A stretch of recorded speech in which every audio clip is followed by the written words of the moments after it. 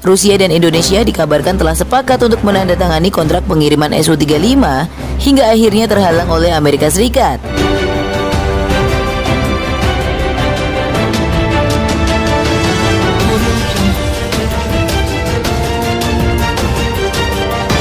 Kan dengan bayang-bayang ancaman sanksi CAATSA dari Amerika Serikat, Indonesia akhirnya mengumumkan pembatalan pembelian jet tempur Su-35 Rusia.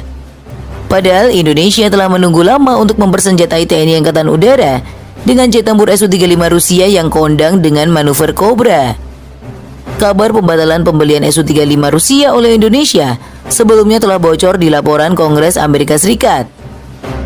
Dikutip dari zonajakarta.com, dari Bulgarian Military, Kongres Amerika Serikat mengumumkan dalam sebuah laporan baru-baru ini tentang pemutusan akhir kontrak Indonesia untuk pasukan 11 pesawat tempur Sukhoi Su-35 Rusia.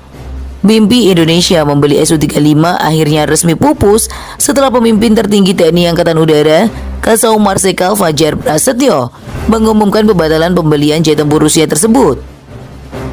Tapi rupanya Indonesia tidak sebodoh yang dikira banyak orang.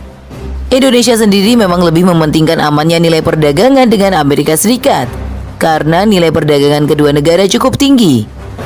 Bayangkan saja, di Januari hingga September 2021, b.go.id, nilai perdagangan Indonesia Amerika Serikat surplus 25,7 miliar dolar Amerika Serikat, hampir menyentuh 354 triliun rupiah dalam setahun. Data ini kemudian didukung pula situs resmi perdagangan pemerintah Amerika Serikat, yakni census.gov. Pada Januari hingga Oktober 2021, Indonesia berhasil balas dendam mengeruk uang dari Amerika Serikat sebesar 14.192 miliar dolar Amerika Serikat karena ekspor Indonesia membanjiri paman Sam. Sedangkan ekspor Amerika Serikat ke Indonesia malah mengalami penurunan drastis. Alangkah tepat jika Indonesia tidak jadi membeli Su-35, sebab ada uang ratusan triliun rupiah yang bakal hilang seketika bila CAATSA hinggap ke Jakarta. Indonesia sendiri punya taktik menghadapi pembatalan pembelian jet tempur Su-35 Rusia. Baru hitungan sehari jet tempur Su-35 Rusia diumumkan batal dibeli, Indonesia rupanya tidak kehilangan akal, kerjasama dengan negeri beruang merah.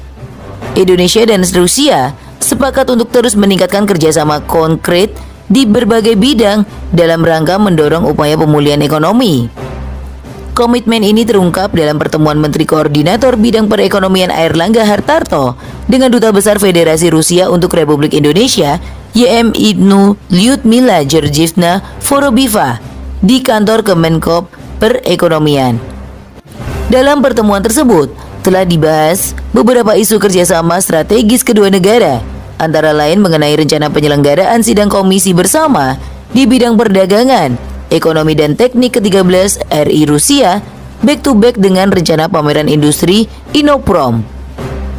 Selain menghadirkan pelaku industri dari kedua negara, pameran direncanakan akan menghadirkan pula para pelaku usaha dan industri dari kawasan Eurasia dan kawasan Asia Tengah serta beberapa perusahaan dari kawasan Asia Tenggara lainnya.